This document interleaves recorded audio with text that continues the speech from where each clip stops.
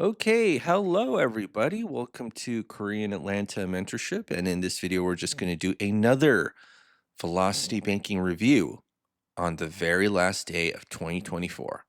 Now, I'm going to say this: only the cool kids study 30-year mortgages on the very last day of the year, right? So, everybody who's not here, not a cool kid. Okay. And we're going to study what a joke the 30-year mortgage is. So, I know that there are people who say, I love 30-year mortgages because the payment is so low, right? But that's why you pay so much interest because the payment is so low, right? And I don't know if you ever heard stories about student loans and income-based repayment programs, but you ever notice that or hear stories about people who did the income-based repayment program? They were excited because they had a low payment, and then 5 to 10 years later, they're like, "Wait a minute, my student loan balance was originally $100,000, and now it's 150. How's that work?" Right? Because that's what happens when you have a huge balance and your payment is very, very low or relatively low. Okay. So we're going to study what a joke it is. And here's the thing.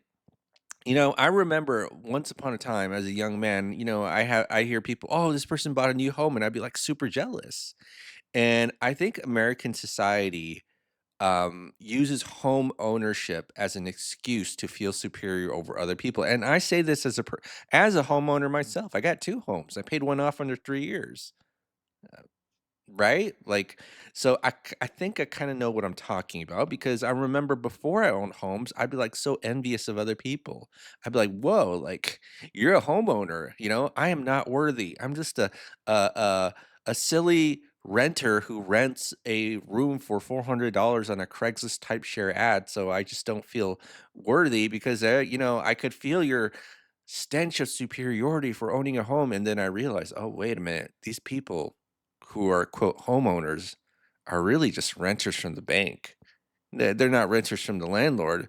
They're just renters from the bank. And the worst part is that when something breaks, the bank doesn't have to fix anything. I didn't know that.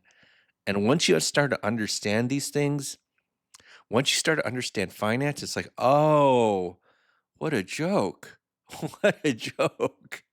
So, if you don't know anything about 30-year mortgages, look, go to calculator.net. Look for the amortization calculator and just type in 30 years, right? And a lot of people are so focused on this interest rate, 6%, 3%. But what you really got to focus on is this total interest number, right? So if you're paying, okay, and let me calculate this $200,000, getting a $200,000 loan, you're paying $231,000 of interest. Isn't that crazy? And if I do 3%, that's pretty much a 50% interest loan. And then if I do, I think 9.4%, let me just do that. That is a 200% interest loan. You pay $200,000 for your house and then $400,000 to the bank. So it's like kind of like buying the bank three houses, assuming there's no down payment, right? Isn't that crazy? Why would anyone want to be a landlord if you could just be a lender? Now, there are ways to make landlording work, but for the average person, landlording is tiring because you're doing all that work for a itty bitty $100 to $200 of cash flow a month in the best case scenario. And that's not what we're about, right? We're about winning. Okay. And like I said, if you're here today studying about 30-year mortgages, you are a cool kid. Type in cool kid in the comment box. Cool kid. So I know that you're a cool kid on December 31st, 2024, studying 30-year mortgages, right? Oh, take a look at this. In an 9.4%. And actually, let me do 8. 7? What's typical nowadays? I don't want no, I want to do typical. Is it 7? Look at that. Interest, principal, interest, principal, interest, principal. So you could kind of think of, instead of saying interest, just think of the bank's profit, right? This is their profit. And then the principal is the amount of the loan balance you actually chipped away. So in the first year, you only took away about 2 grand from a $200,000 loan. Same thing with the second year, same thing with the third, pretty much the third year. Now, this number does go up, but this number is way bigger in the beginning. So, as you can see right here, in 5 to 7 years, one of two magical things could happen. Number one, you could probably move. It's statistically likely that most people don't stay in a 30-year mortgage for 30 years. And think about this. You know how real estate agents they estimate the value of your home? It's based on something called comparable sales. Now, if everybody stayed in their home for 30 years, do you think real estate agents could have an easy time determining or estimating the value of your home? Probably not, because how much sales data can you get if everybody stayed in their home for 30 years? Isn't that crazy? So, yeah, you pay all this interest and then you look at this principal right here, right? This is how much the loan is actually chipped away. It's very little. And then you either refinance or you move, right? So you just kind of restart the loan. Okay. So this is, folks, I don't know about you, okay, but I think if you just ask a regular person, hey, would you ever pay me 50% interest on a loan? They'll be like, no, I would never do that, right? But then when you say, hey, would you pay 3% on a mortgage? They'll be like, oh yeah, that's a great deal. That's a, I'm smart for doing that. Right. Okay. So let's get to it. All right. So here's how we're going to get started. Here's what the cool kids do. Cool kids ask ChatGPT to ask thoughtful questions, but in the voice of your favorite pop culture character. And you know what? I think DC villains in general are a little bit more interesting than your Marvel villains, at least from a cinematic point of view, because um, I remember in the Marvel Cinematic Universe, the bad guy is always like a copy of the good guy, but an evil version. Like Iron Man in Iron Man 1, that was the good guy, Iron Man, and then the bad guy was Ironmonger. Like, okay. And then that happened pretty much happened to every single video. Or I'm sorry, Marvel movie. Bad guy is really like an evil Power Ranger of the good guy, you know? All right, but let's go ahead and do this. Can you explain why the 30-year mortgage is an insane joke as a Joker Batman villain with regards to how most Americans move or refinance within 5 to 7 years? Actually, let me phrase this a little bit better. So with regards to I'll say given that might be a little bit better. Given that, and thus don't chip away the principal. Okay. All right. So let's see what ChatGPT can do for us. So let's go ahead and play this, or not play it. Ask. Oh.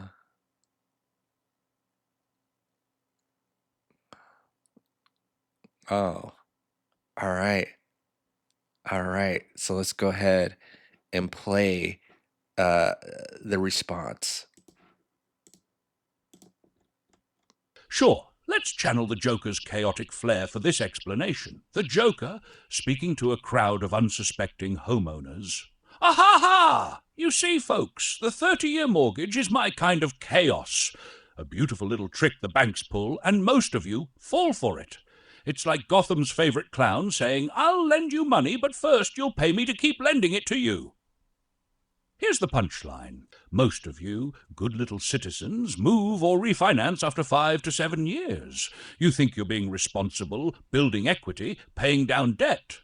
But guess what? You're not touching principal. That's the real meat of the loan. You're just throwing your hard-earned cash into the bank's bottomless pit of interest payments. Hilarious, isn't it? See, the bank doesn't care if you ever own your house. No.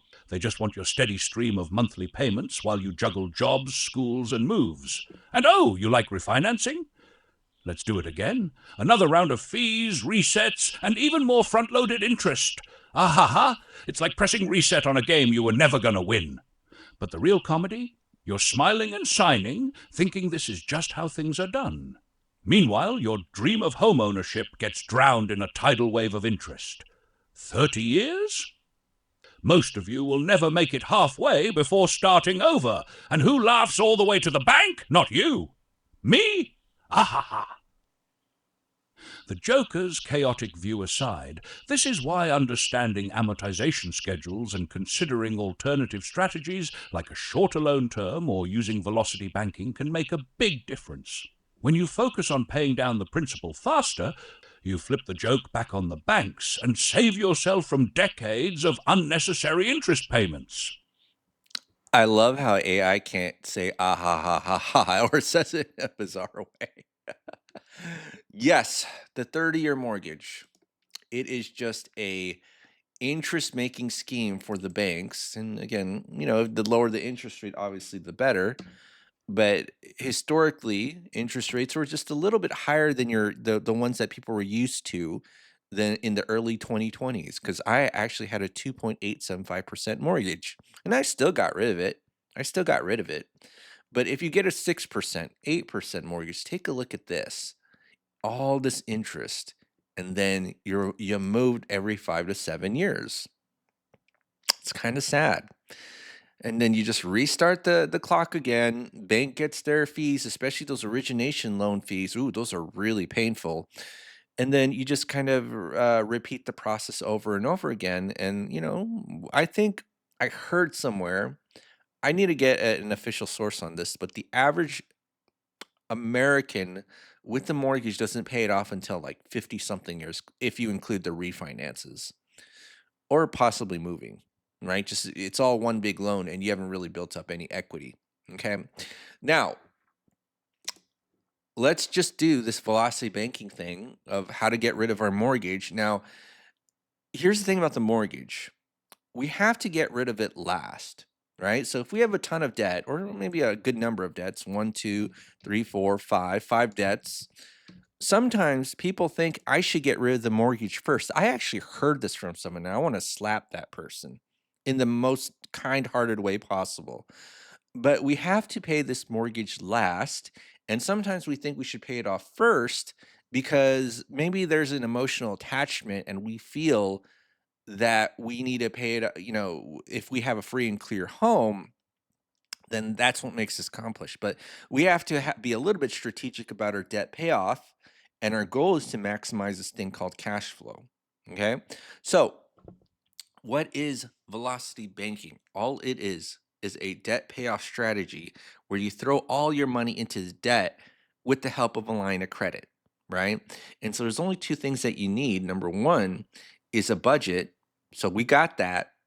This one's much simpler than the ones I've been doing before because I've been doing like really high income situations with like tons of debt. But this one could be like a household of two people who make about 50 grand. Okay. 50 grand each. So about $100,000.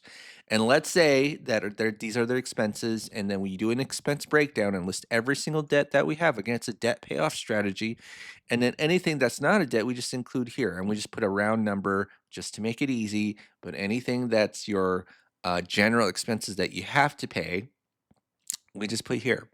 Okay, so now this is what we're going to do. We're going to do the velocity banking side, and we need a line of credit. Okay, a line of credit that we're going to use as our quote main operating account. What we're going to do is that when we have money into our checking account, we're going to put into a line of credit, and then when we have expenses to pay, usually credit card bills, because if you know the strategy well enough, you use both a credit card and a line of credit. You take it out of the line of credit. You take out your expenses out of the line of credit. Okay, and then after every single month, you're going to have this thing called cash flow to pay it down. Okay, so let me go ahead and copy most of this because the situation is supposed to be the same income, same expenses. But here's the crazy thing that's going to make your friends freak out: $0 in savings. Zero in savings. And we're going to have something called cash flow. Now, how can you have $0 in savings and just live that way? Because your line of credit will be your new emergency fund, not your savings account. See, that's how the banks get you. They say, hey, get some debt and then do the responsible thing by leaving the rest in a savings account. That's responsible. Okay. So if you take a look here, this is my example of a screenshot that I took yesterday. Zero balance, no savings. You see that? I start with zero, I end with zero, but whatever is coming in for the month, okay? I just immediately put it into a line of credit. So it doesn't matter if you're making 6 grand, 10 grand, 19 grand. And, some people would be like, that's not even real. Right. And some people like 19 grand, that's it. Right. So I'm going to tell you something. If you reacted 19 grand, that's it. You got rich people problems, friend. And that's the better place to be rather than poor people problems. Okay. All right. So now, my point is this, right? This is the thing that most people have a hard time with, which is that their savings is going to be zero. They're looking at it and like, I can't do that. Because if I tell my friends and family, they'd freak out, even though my friends and family don't have any savings and they're broke. But as ChatGPT says, hey, it's not that they're freaking out because you don't have savings. It's just you're doing something a little bit different. And your friends who are broke, who are freaking about you not having savings, they like the idea of having savings, even though the system is not working out for them, right? So, banking and finance in general is just a very, very big joke to the American public. And that's why banks have the tallest buildings in all of North America in every downtown. Right? I remember when I drive through downtown Atlanta, which is very rare nowadays, I see this huge building. I don't know if you ever seen that huge Regions building in downtown Atlanta. That's a huge building. Where'd they get all that money for the building? Like my, you know, itty bitty 1,400 square foot ranch house is about $300,000, and I got so excited that I got $100,000 discount. And then when I look at that huge building, it's like, where'd you all get that money? Where'd y'all get that money? Huh? Interesting.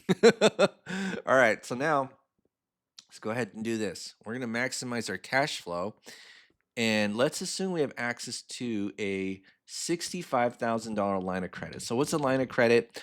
All it is a financial tool where you can borrow money, pay it back, and use it over and over again. Now, how do you get a line of credit?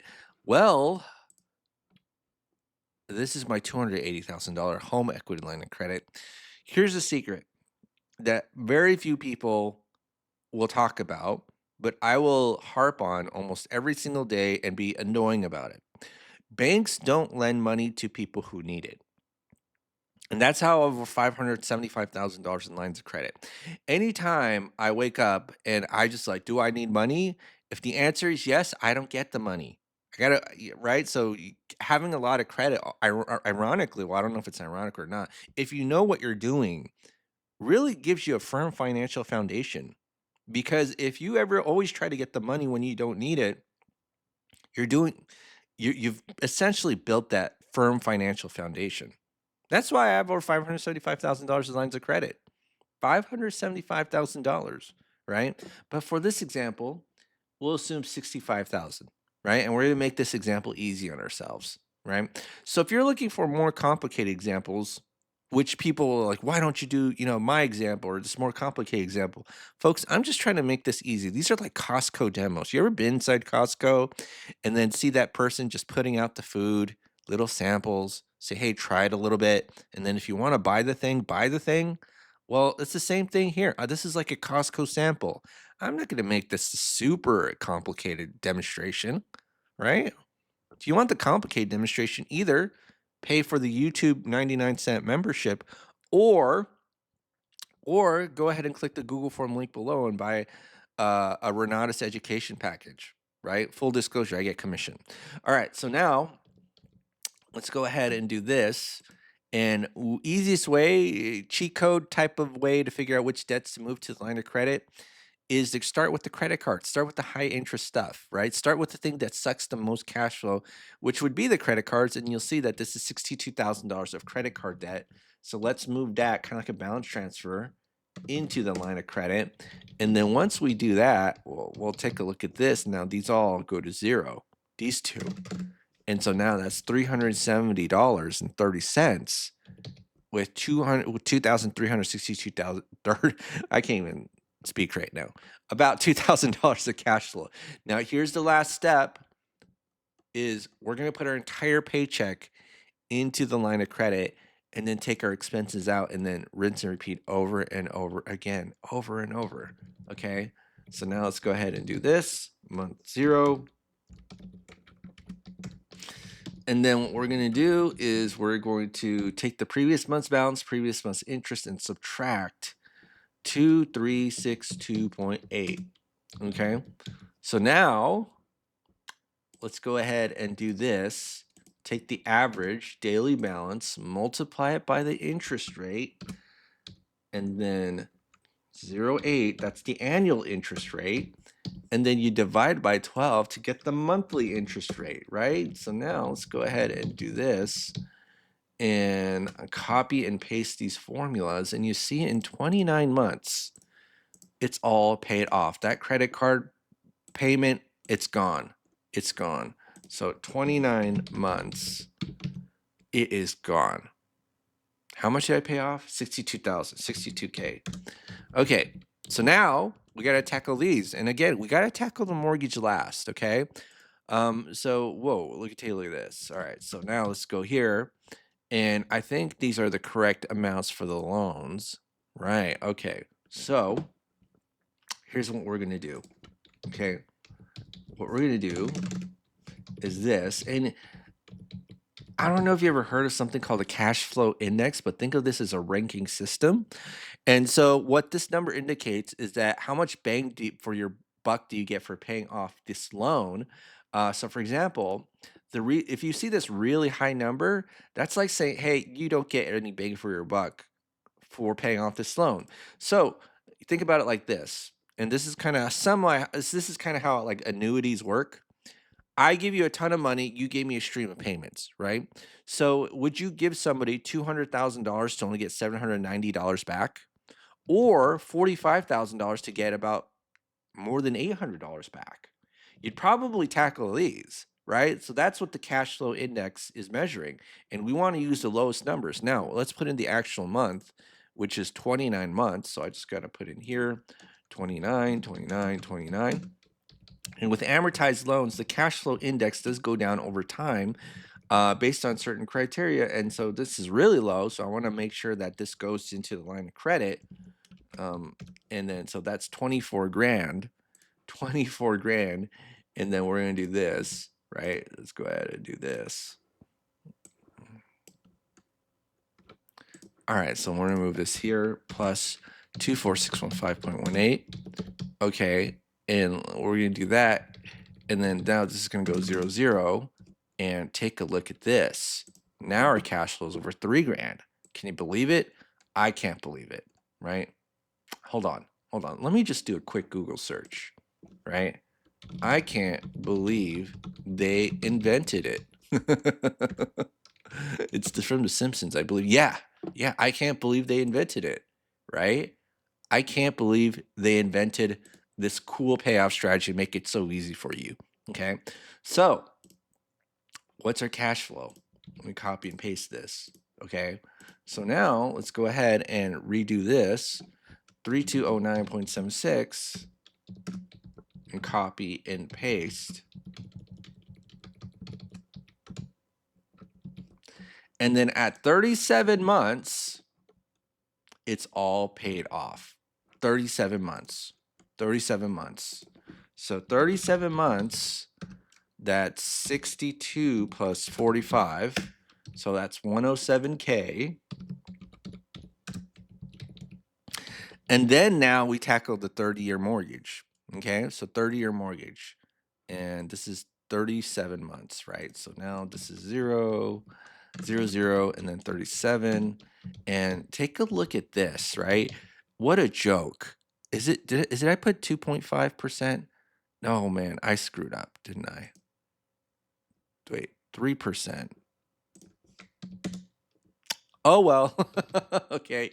Maybe I gotta redo this, but don't worry, I can fix this. This is easy to fix. All right, so now, all right, so let's go ahead and do this. And now we just got to fix our cash flow numbers. Okay, so instead of 320, actually, let's start off here. Whoopsie. My bad. I screwed up. But it's okay. It's a minor screw up. So let's just do this one more time. 2309.84. So it shouldn't make that big of a difference, but it's 60 something dollars. 09.84. Okay.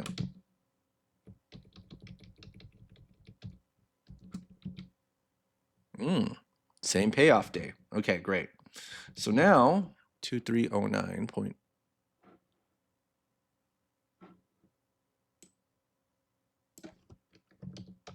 See, I'm so good. I screw up and I could just immediately correct my work. Okay.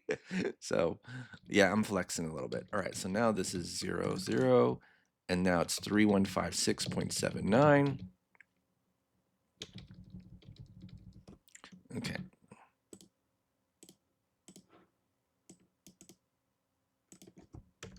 One 56.79.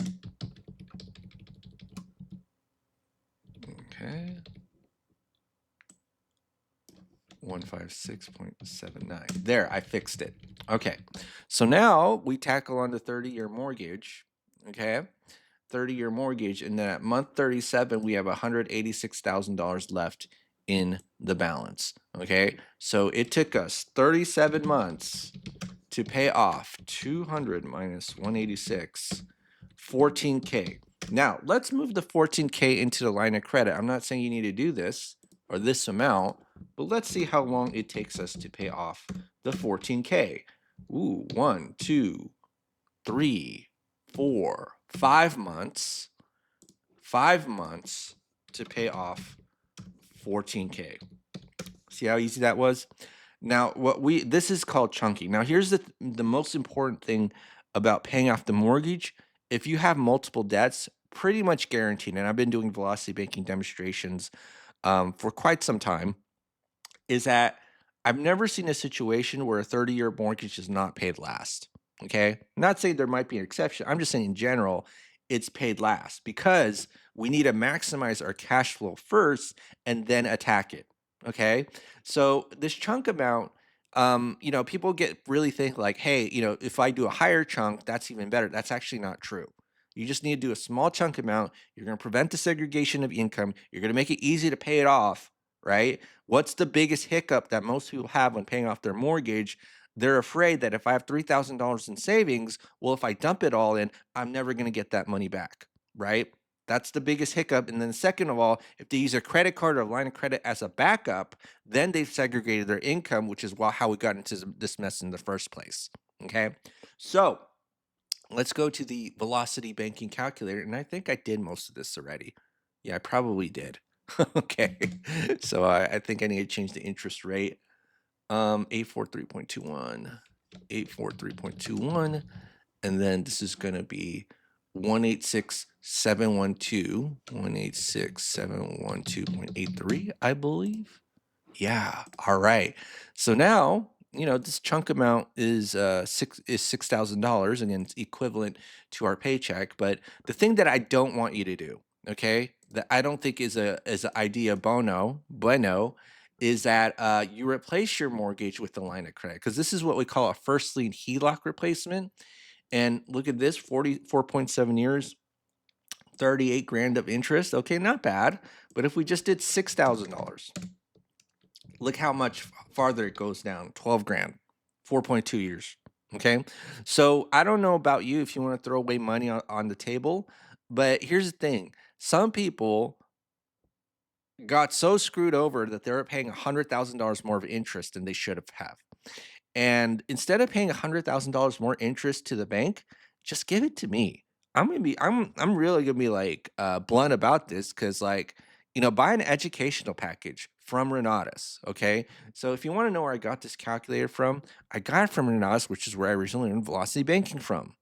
It's where I originally learned velocity banking from. And if you're interested in upping your game, not just only learning about velocity banking, but learning about real estate investing, learning about financial literacy, go ahead and click the Google form link below. Full disclosure, I get commission off of that. So when you buy, you pay me. And some people don't like that. It's weird, right? Like there are some people out there, okay, who feel weird that someone get paid for their efforts at work for marketing. And it's like, bro, every single product that gets sold out in the marketplace, someone is getting a commission.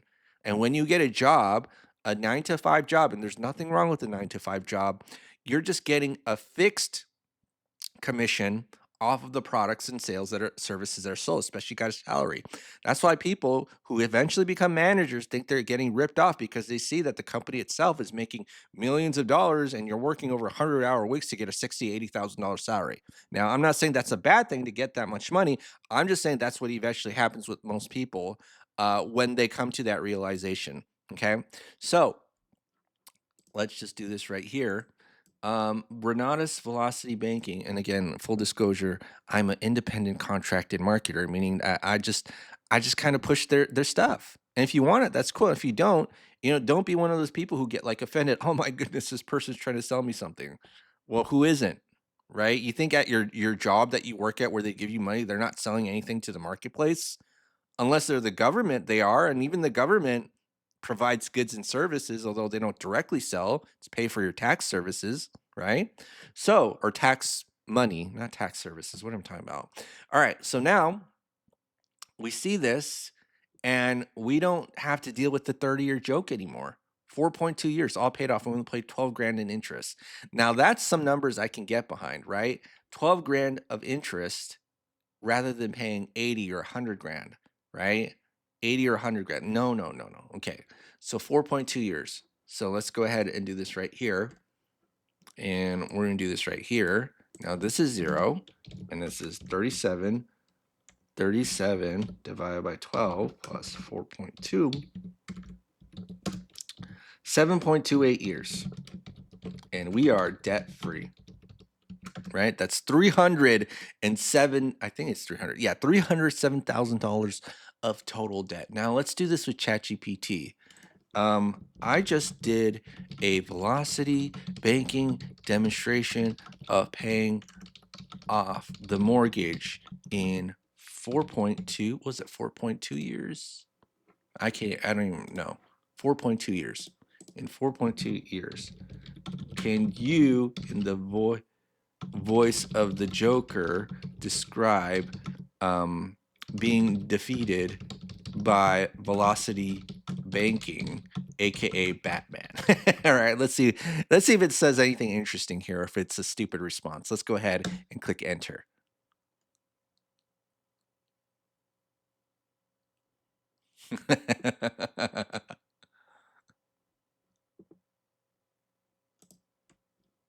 Ah, let's unleash the Joker's despair at being bested by Velocity Banking. The Joker, slumped in his lair, surrounded by shredded amortization schedules and crumpled bank statements. 4.2 years? 4.2 years? No, no, no, this wasn't supposed to happen. I had it all planned out. 30 years of delightful interest payments, with my banking buddies swimming in profits. You were supposed to be stuck, clawing at the principal like a rat in a cage. And yet, here you are, debt-free, and in just over 4 years? How? Oh, don't tell me.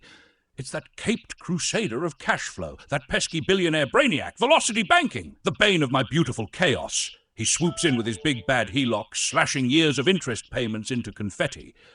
All those lump sum principal attacks, bam, pow, biff, knocking my perfectly calculated amortization schedule right into the Gotham River. It's sickening, isn't it? Watching my masterpiece unravel as you shift your cash flow like a magician with a trick deck. No savings account to keep you trapped, no blind loyalty to the bank's rules. No, you've turned my little joke into your victory lap. But mark my words, you financial vigilante, you think you've won? Ha ha ha, the banks and I, we'll be back. We'll dangle shiny new toys, low-rate refinances, tempting credit card rewards, and 30-year freedom dreams. And if you falter, even for a moment, I'll be there, laughing, because deep down Gotham loves its chaos. But for now, curse you, Velocity Banking. And you, Batman of the budget, you've out-joked the Joker. And scene, Velocity Banking strikes again, leaving the Joker and the banks beaten. You know what's crazy? I just I really think like this is like kind of overlooked. The savings account keeps you trapped.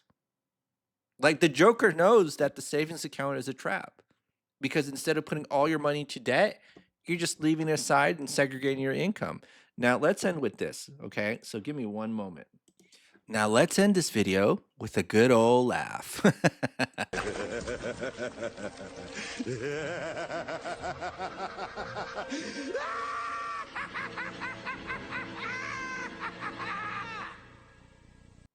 Okay, that's it for today, everybody, or at least for this video. I might crank out a couple videos, more videos today, because it's the new year, or it's going to be the new year soon, end of the year. All right, this is Korean Lanta Mentorship. Have a great day, and we'll speak next time.